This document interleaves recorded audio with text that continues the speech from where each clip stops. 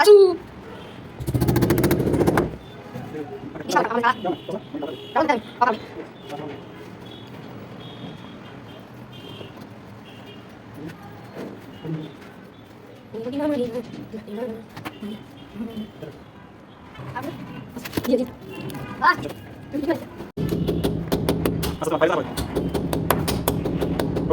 কত ইঞ্চি মাপতে পারলে 12 তলার পিলার এটা সাড়ে 37 ইঞ্চি এত মোটা।